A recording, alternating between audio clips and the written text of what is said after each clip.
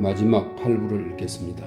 이 8부는 모두 19개의 글로 이루어져 있습니다. 1. 거의 2달이 지났다. 이미 무더운 여름의 한가운데에 접어들었는데 세르게이 이바노비치는 이제야 겨우 모스크바를 떠날 준비를 했다. 그동안 세르게이 이바노비치의 생활에는 그 나름의 여러 사건이 있었다. 이미 1년 전에 6년 동안 수고한 산물인 그의 저서가 유럽과 러시아의 국가체제의 원리와 형태에 대한 개괄 시도라는 제목으로 완성되었다. 이 저서의 몇몇 장과 서문은 정기 간행물에 실린 바 있고 다른 부분은 세르게이 이바노비치가 모임 사람들에게 직접 읽어준 적이 있어서 이 저작의 사상들은 이미 대중들에게 완전히 새로운 것이라고는 할 수 없었다. 그러나 세르게이 이바노비치는 그의 저작이 틀림없이 출연 자체만으로도 사회에 진지한 인상을 남기고 학문에서의 혁명까지는 아니어도 어쨌든 학계에 강렬한 흥분을 불러일으키리라고 기대했다. 그 책은 꼼꼼한 마무리를 거쳐 지난해 출간되어 서적상들에게 배포되었다. 세르게이 이바노비치는 그 책에 대해 아무것도 묻지 않고 그의 책이 잘 나가냐고 묻는 친구들의 물음에 짐짓 무심한 척 대답하고 서적상들조차 책의 판매 상황이 어떤지 묻지 않았지만 신경을 곤두세워 자신의 책이 사회와 학계에 불러일으킨 첫 인상을 예리하게 쫓고 있었다. 하지만 한 주, 2주, 3주가 지나도록 사회에서는 어떤 감상도 눈에 띄지 않았다. 그의 친구들, 전문가들, 학자들이 이따금 그 책에 대해 언급하긴 했지만 예의상 그런 것이 분명해 보였다. 그 밖의 다른 지인들은 학문적 내용의 책에 관심이 없었기 때문에 그 책에 대해서는 아예 입도 번긋하지 않았다. 특히 요즘처럼 다른 일로 번잡한 사회에서는 완벽한 무관심만 존재했다. 학계에서도 한 달 내내 이 책에 대하여 한마디 언급도 없었다. 세르게이 이바노비치는 서평을 쓰는데 필요한 시간을 세밀하게 계산해 두었다. 그러나 한 달이 지나고 또 한 달이 지나도록 똑같은 침묵만이 떠돌 뿐이었다. 세베르니 주크 잡지인데요. 설명이 있습니다. 러시아어로 북방의 딱정벌레라는 뜻이랍니다. 이 잡지 제목은 세베르나야 프첼라, 북방의 벌이라는 뜻이라는데요. 그 잡지의 이름을 패러디한 것이랍니다. 세베르나야 프첼라는 볼가린이 창간한 보수 성향의 잡지라고 하는데요. 볼가린은 푸시킨을 포함해 다른 여러 작자들을 고발한 비밀 요원이기도 했다고 합니다. 세르베니 주크라는 잡지만이 목소리가 망가진 성악가 드라반치에 관한 유머스레한 문예란에 코즈니 셰프의 저작에 대하여 몇 마디 모멸적인 말을 곁들여 실었다. 그 칼럼은 그 책이 이미 오래전부터 모든 이들에게 비판을 받으며 대중들의 조롱감으로 전락해버렸다고 기술했다. 마침내 석 달째에 이르러서야 진지한 잡지에 비평 기사가 실렸다. 세르게이 이바노비치도 그 기사의 필자를 알고 있었다. 그는 골로프초프의 집에서 그 필자를 한번 만난 적이 있었다. 기사를 쓴 사람은 매우 젊고 병약한 문예란 필자였는데 작가 못지않은 글솜씨를 가졌지만 교양이 너무 부족하고 사적인 관계에 소심함을 드러내는 사람이었다. 세르게이 이바노비치는 그 필자를 완전히 무시하면서도 완벽한 경의를 갖추고 그 기사를 읽기 시작했다. 기사는 끔찍했다. 분명 그 문예란 필자는 일부러 그 책을 도저히 이해할 수 없게 만드는 방식으로 그 책 전체를 해석한 것이 틀림없었다. 하지만 그가 너무 교묘하게 인용을 하는 바람에 그 책을 읽지 않은 사람들, 괄호 속에 거의 아무도 그 책을 읽지 않은 게 분명했다 이렇게 되어 있네요. 그 책을 읽지 않은 사람들은 틀림없이 책 전체를 과장된 말들, 그것도 부적절하게 사용된 괄호 속의 설명입니다. 인용 부호들이 그렇게 나타나고 있었다 이렇게 됐네요. 부적절하게 사용된 말들의 집합으로 그 책의 저자를 완전히 무식한 사람으로 생각할 것 같았다. 게다가 그 기사 전체가 어찌나 재기발랄했던지 그 정도의 기지라면 세르게이 이바노비치 자신도 거부할 수 없을 것 같았다. 하지만 그것은 끔찍한 것이었다. 세르게이 이바노비치는 비평가의 논정이 정당한가에 관하여 대단히 양심적으로 검토했지만 조롱의 대상이 된 결점과 오류에 대해서는 단 한순간도 주저하지 않았다. 모든 것들을 고의적으로 발췌했다는 것이 지나칠 정도로 분명해 보였다. 하지만 곧 그는 자신도 모르게 자신이 기사의 필자와 만나 나눈 대화를 아주 사소한 점까지 떠올리기 시작했다. 내가 그에게 무언가 모욕을 준 게 아닐까? 세르게이 이바노비치는 스스로에게 물었다. 세르게이 이바노비치는 그 청년을 만났을 때 청년이 무지를 드러낸 용어를 쓰자 자기가 정정해 준 일을 기억해냈다. 그러자 그는 그 기사가 뜻하는 바를 알아차릴 수 있었다. 그 기사가 나간 후 인쇄물의 형태로든 구두의 형태로든 그의 책에 대해 죽음과도 같은 침묵이 찾아왔다. 그렇게 세르게이 이바노비치는 그가 그토록 애정과 심혈을 기울여 6년 동안 지술한 작품이 흔적도 없이 사라지는 것을 목격하게 되었다. 세르게이 이바노비치의 상황이 더욱더 괴로워진 것은 그 책을 완성한 이후로 이전에 그의 시간에서 상당 부분을 차지하던 연구 작업이 없어졌기 때문이었다. 세르게이 이바노비치는 총명하고 교양 있고 건강하고 활동적인 사람이었다. 그런데 이제 그는 자신의 정력을 어디에 쏟아야 할지 알 수 없었다. 응접실, 집회, 모임, 위원회 등 말을 할 수 있는 곳에서의 대화가 그의 시간의 일부를 차지했다. 그러나 오랫동안 도시에서 살아온 그는 그의 미숙한 동생이 모스크바에 들를 때 그러는 것처럼 대화에 모든 것을 쏟아부을 수 없었다. 그에게는 아직 많은 시간적 여유와 지적 능력이 남아있었다. 저작의 실패 때문에 그가 가장 힘겨웠던 시기에 다행히 예전에는 사회에서 고작 희미한 빛을 내는데 불과하던 슬라브 문제가 이민족, 미국의 벗들, 이 미국의 벗들은 설명이 있습니다. 1866년 알렉산드로 2세의 암살 모의가 실패로 돌아간 후 미국의 외교 사절단이 페테르부르크를 방문해 미국의 전 국민을 대표해서 짜르에게 위로와 정의를 표했다. 그 미국의 벗들은 수도에서 환영회와 연회로 영접을 받았다. 이런 설명이 있네요. 슬라브 문제가 이민족, 미국의 벗들, 사마라의 기근. 이 사마라의 기근은 1870년대 가뭄이 사마라 지역을 엄습해 1873년에 기근을 낳았다고 되어 있네요. 그래서 그곳의 농민들을 구제하기 위한 위원회가 조직됐는데 톨스토이는 그곳에 거액을 기부했다. 이렇게 설명되어 있습니다. 사마라의 기근, 전람회, 강신술 같은 문제를 대신하기 시작했다. 그래서 세르게이 이바노비치도 예전에 그 문제를 제기한 사람들 가운데 한 명으로서 그 문제에 전념했다. 세르게이 이바노비치가 속한 환경에서는 그 무렵 슬라브 문제와 세르비아 전쟁 외에 다른 어떤 것에 대해서도 이야기하거나 글을 쓰지 않았다. 한강 군중들이 평소에 시간을 죽이기 위해 하던 것들이 이제는 슬라브 민족을 위해 행해졌다. 무도회, 음악회, 만찬, 연설, 귀부인들의 의상, 맥주, 선술집 이런 것들이 슬라브 민족에 대한 공감을 표했다. 사람들이 이 주제에 대해 말하고 쓰는 것들 가운데는 세르게이 이바노비치가 세부적인 면에서 동의할 수 없는 것들이 많았다. 그는 슬라브 문제가 언제나 다른 하나를 대신하여 사회의 관심 대상을 제공하는 유행성 열광 가운데 하나가 되어가는 것을 보았다. 또한 그는 허영에 젖은 이해 타산적인 목적으로 이 일에 종사하는 많은 사람들을 보았다. 그는 신문들이 오직 한 가지 목적을 위해, 즉 자기 신문으로 관심을 모으고 다른 신문들보다 더 큰 수를 내기 위해 불필요하고 과장된 기사들을 싣는다는 것도 알아차렸다. 그는 사회의 이런 전반적인 격동기에 앞으로 뛰어나가고 다른 이들보다 큰 소리로 외치는 사람들은 나고자 하고 모욕받은 인간이라는 것을 깨달았다. 군대 없는 총사령관들, 부서 없는 장관들, 잡지 없는 언론인들, 당원 없는 당수들, 그는 그곳에서 경박하고 우스꽝스러운 인간들을 보았다. 그러나 그는 의심할 여지 없이 점점 커져가는 열정을, 사회의 모든 계급을 하나로 결합하는 열정을, 그래서 사람들이 공감하지 않을 수 없는 열정을 보고 인식했다. 같은 종교를 믿는 슬라브 형제들에 대한 학살은 고통받는 자들에 대한 동정과 박해자에 대한 분노를 일으켰다. 그리고 위대한 대의를 위해 싸우고 있는 세르비아인들과 몬테니그로인들의 영웅적 행위는 국민들의 가슴 속에 더 이상 말이 아니라 행동으로 형제들을 돕고 싶다는 열망을 낳았다. 하지만 그 밖에도 세르게이 이바노비치를 기쁘게 한 또 다른 현상이 있었다. 그것은 여론의 표명이었다.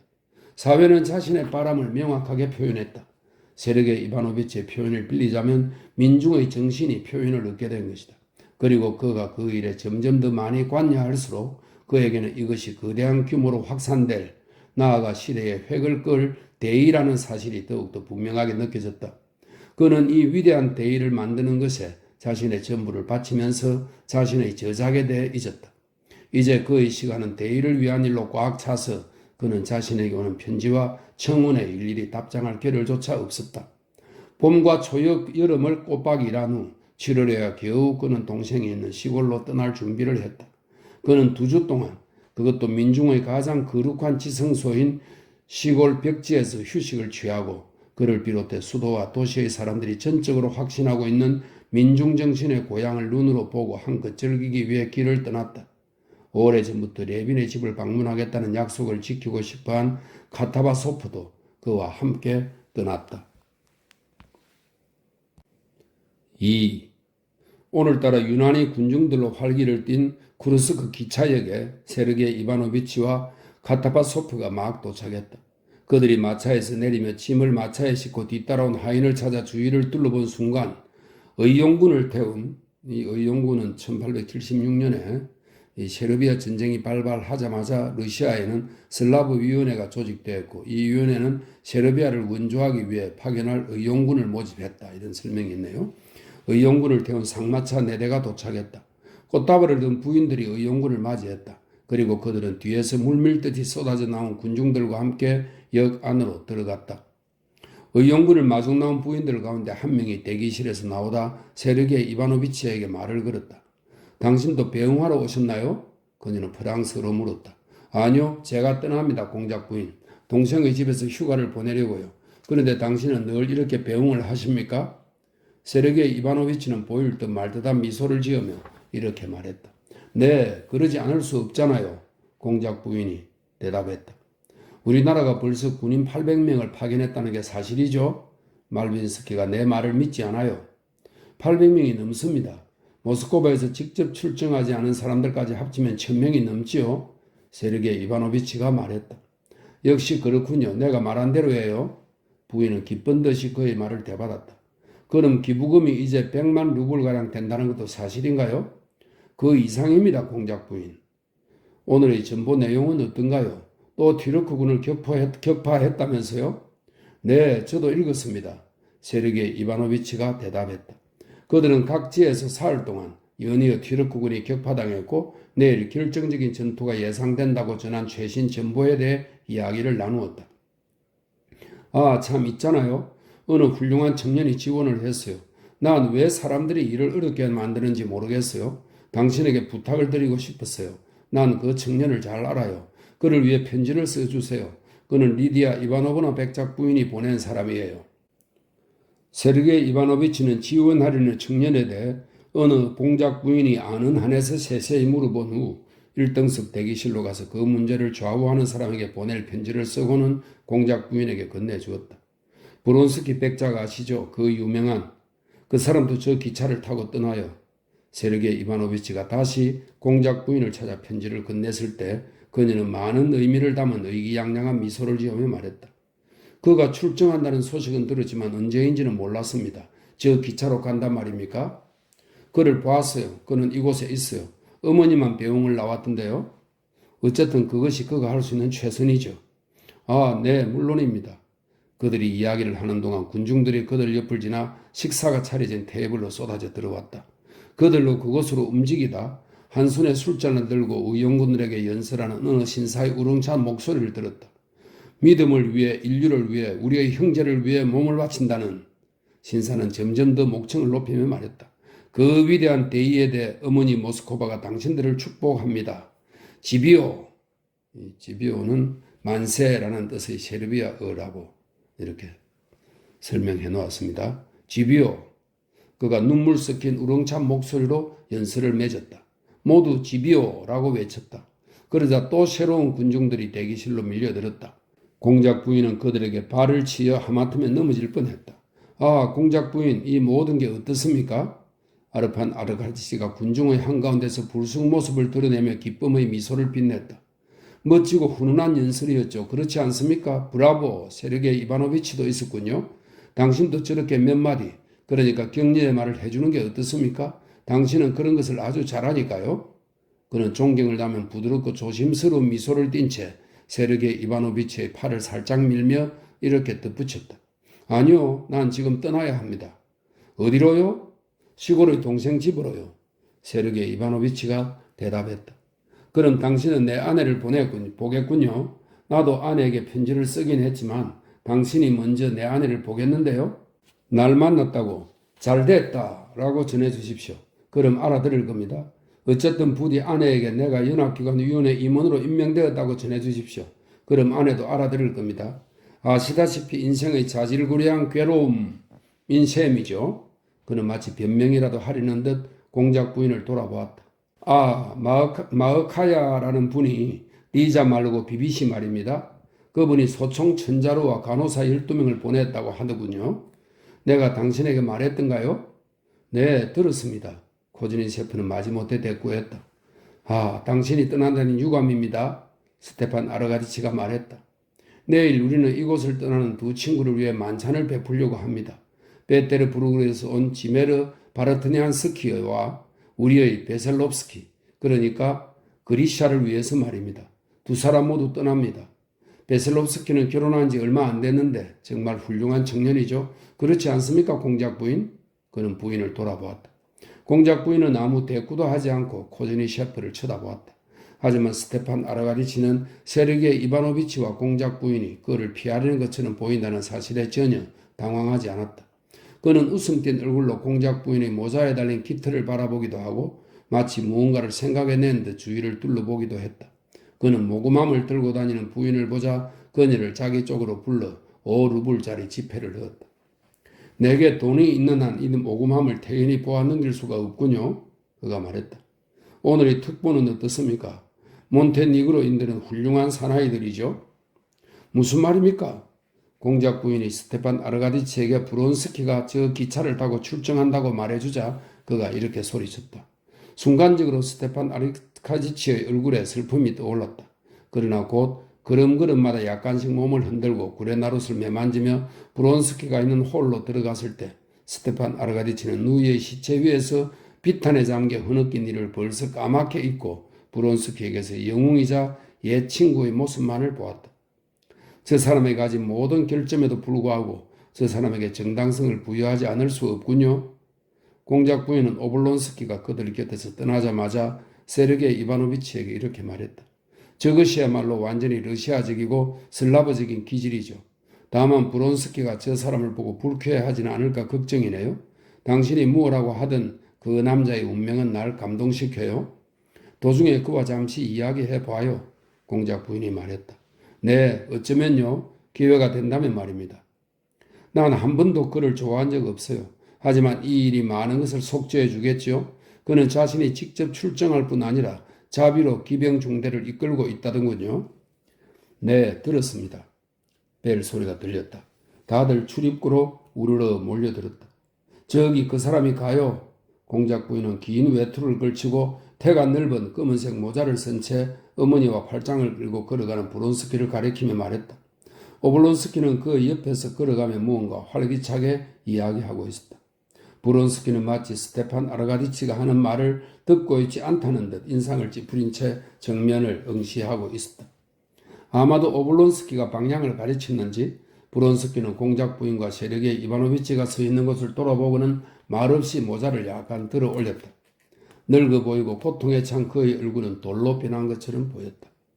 플랫폼으로 나온 브론스키는 말없이 어머니를 객차 안으로 들여보내고 자신도 그 속으로 자취를 감추었다.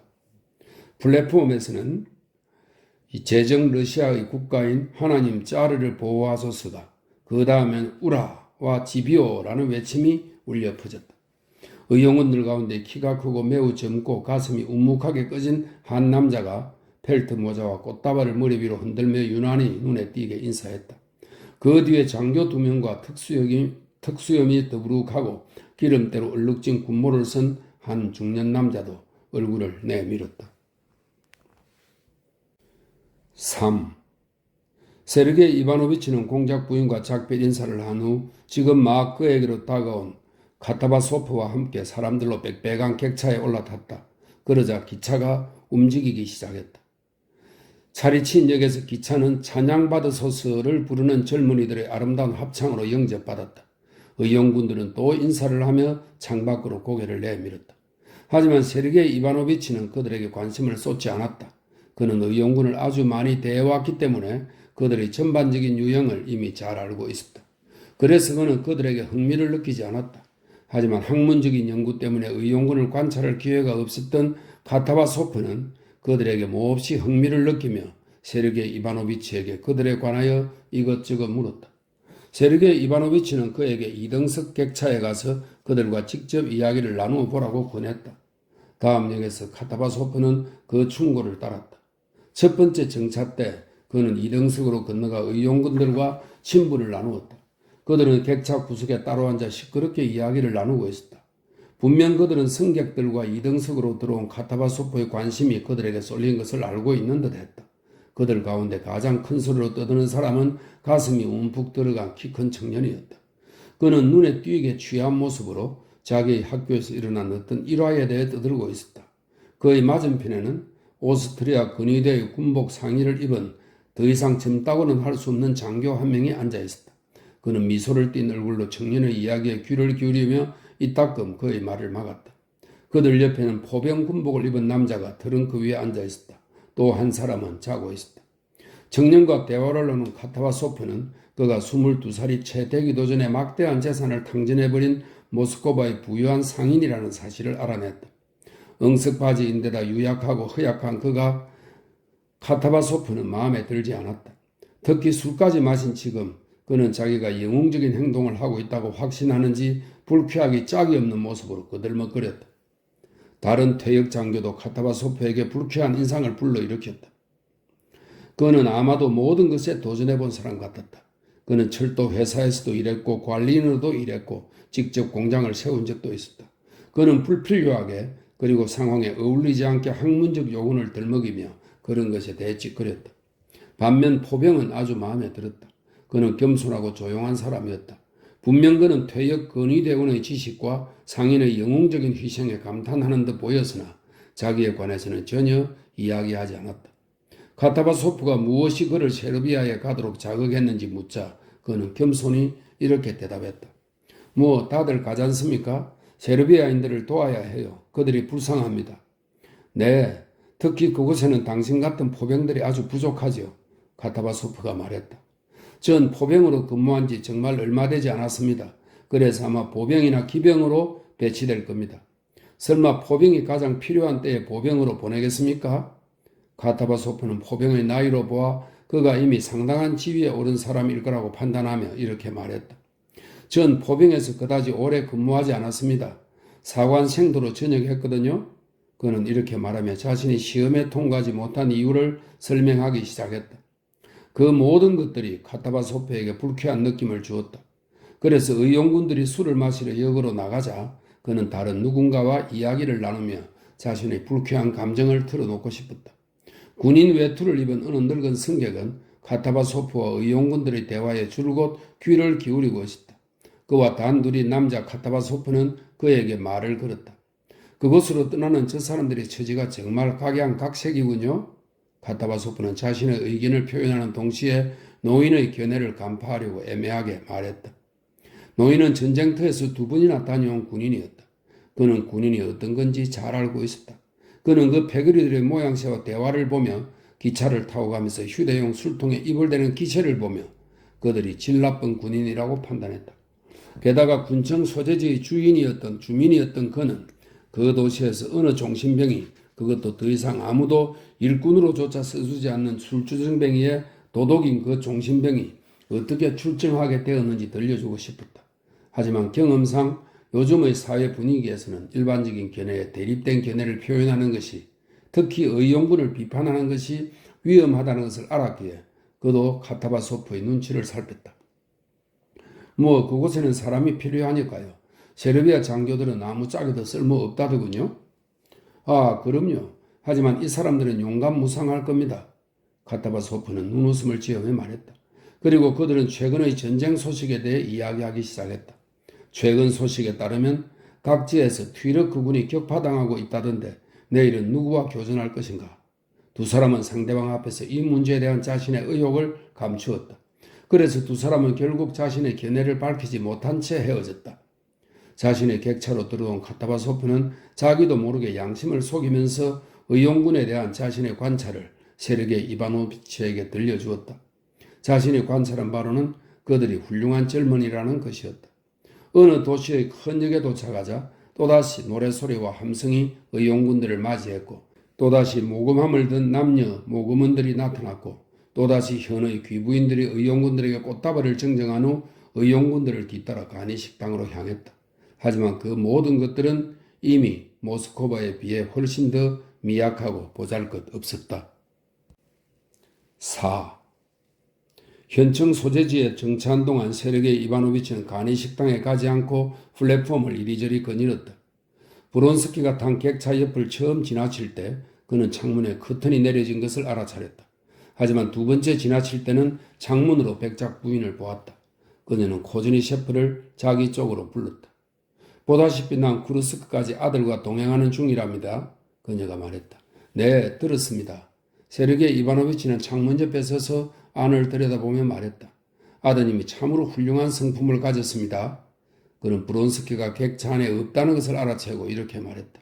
하지만 그런 불행을 겪은 후에 그 애가 도대체 무엇을 할 수 있겠어요?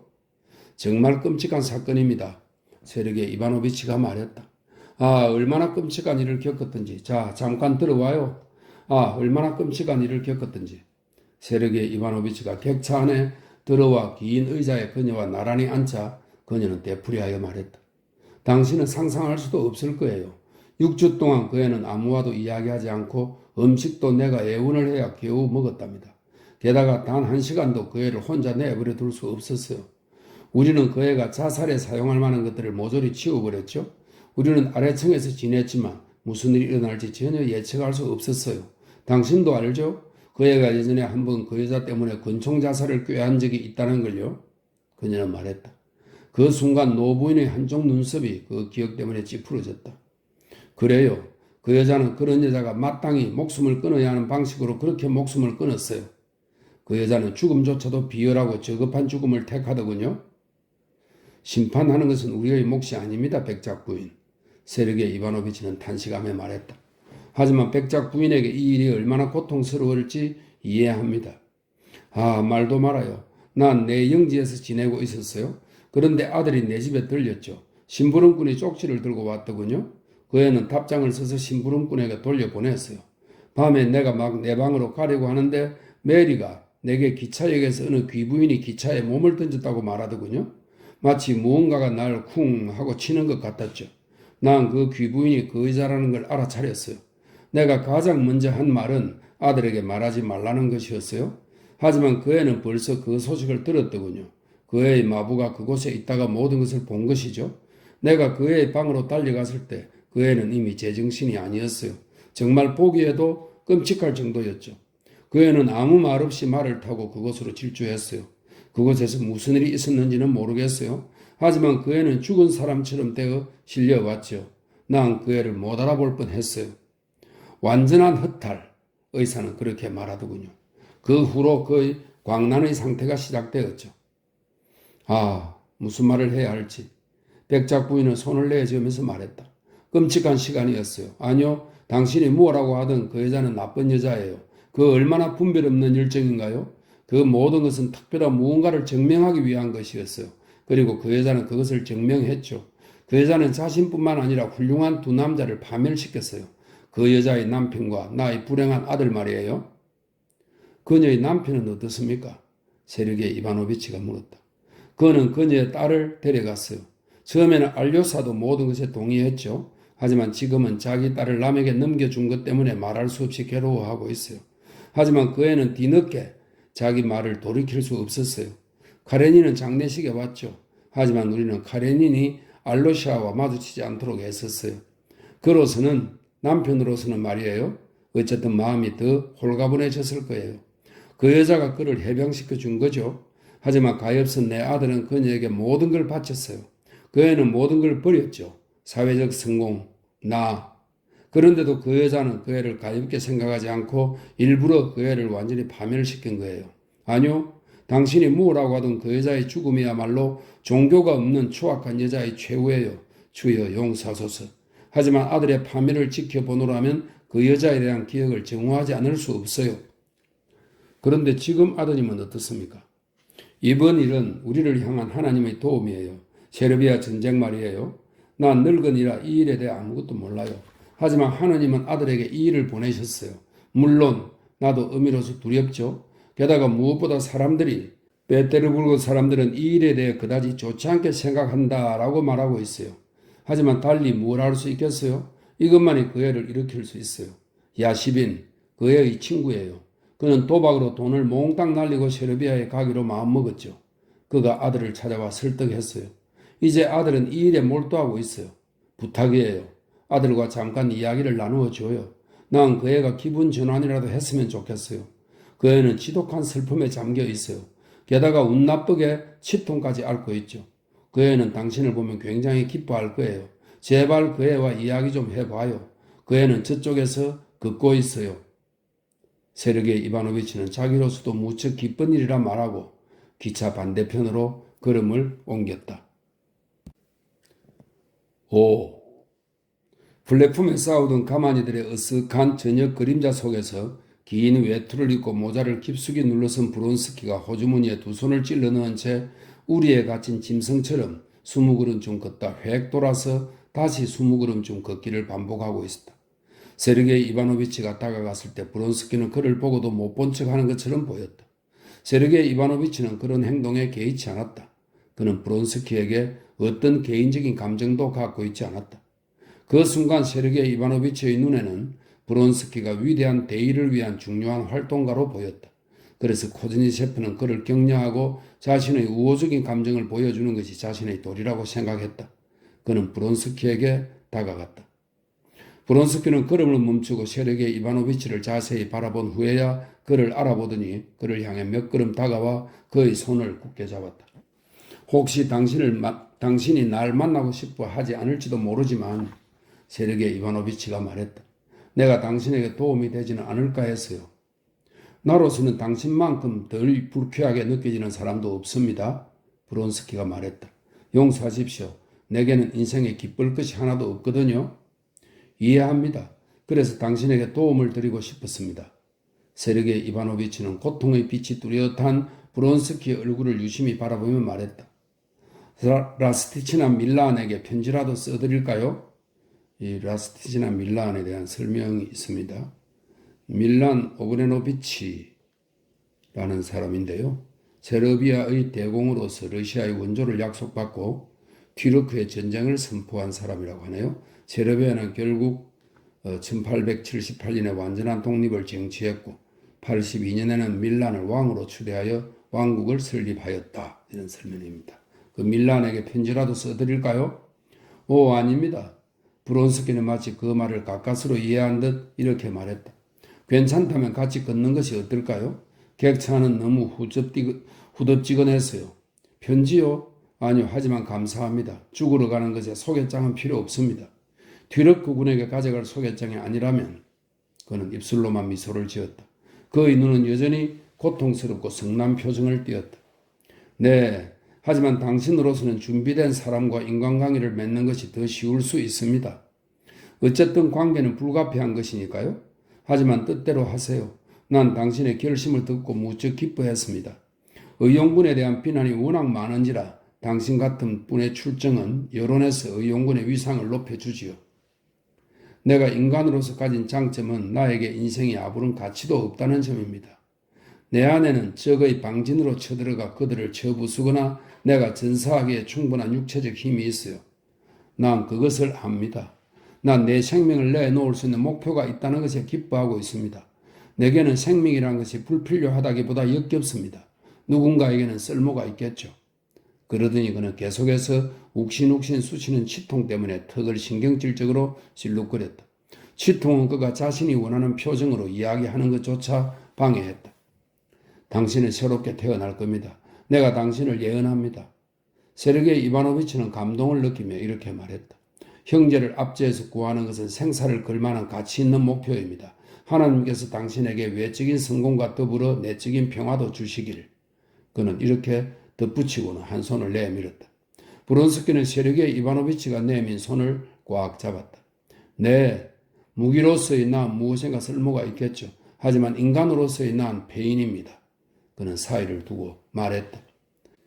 단단한 이를 욱신욱신 쑤시게 하는 통증이 입안에 침을 가득 고이게 해서 그는 제대로 말을 할 수 없었다. 그는 선로를 따라 천천히 매끄럽게 들어오는 탄수차를 물끄러미 바라보며 침묵했다. 그런데 갑자기 통증이 아니라 온몸을 휘감는 고통스럽고 내적인 답답함이 한순간 그로 하여금 치통을 잊게 했다. 탄수차와 선로를 보는 동안 그 불행 이후 지금껏 만난 적 없는 지인과의 대화에 영향을 받아 문득 그녀가, 즉 그가 기차역의 창고로 미친 사람처럼 뛰어들어갔을 때 그녀에게 아직 남아있던 것이 그의 뇌리에 떠올랐다. 낯선 사람들 가운데서도 수치스러운 줄도 모르고 창고의 탁자 위에 뻗어있던, 조금 전까지만 해도 생명으로 충만해 있던 피투성이의 육체, 손상을 입지 않은 머리는 따내린 무거운 머리채와 관자놀이 위로 곱슬곱슬하게 감긴 머리카락과 함께 뒤로 젖혀져 있다. 그리고 입이 반쯤 벌어진 매혹적인 얼굴의 입가에는 얼어붙은 듯한 낯설고 애처로운 표정이 어려 있고, 다치지 않은 고정된 눈동자에는 마치 그들이 싸울 때 그녀가 그에게 말했던 그 끔찍한 말, 즉 그가 후회하게 될 거라고 한 말을 내뱉는 듯한 끔찍한 표정이 어려 있었다. 그래서 그는 그녀를 자신의 뇌리에 떠오르던 마지막 순간의 그녀같이 잔혹하고 복수심에 찬 모습이 아니라 기차역에서 처음 만났을 때처럼 신비롭고 매혹적이고 사랑 가득하고 행복을 갈구하면서도 남에게 행복을 주던 그 모습으로 기억하려 애썼다. 그는 그녀와 보낸 가장 아름다운 순간을 떠올리려 애썼지만 그러한 순간은 독에 오염되어 영원히 돌이킬 수 없게 되었다. 그는 그 누구에게도 필요하지 않은, 그러나 씻을 수 없는 회한을 남긴 채 실현되어 버린 그녀의 의기양양한 협박만을 기억했다. 그는 더 이상 치통을 느끼지 않았다. 흐느낌이 그의 얼굴을 일그러뜨렸다. 그는 가만히 옆을 말없이 두어 차례 걸으며 자제심을 되찾고는 침착한 모습으로 세르게이 이바노비치에게 말을 걸었다. 어제 이후로 정보를 접하지 못하셨죠?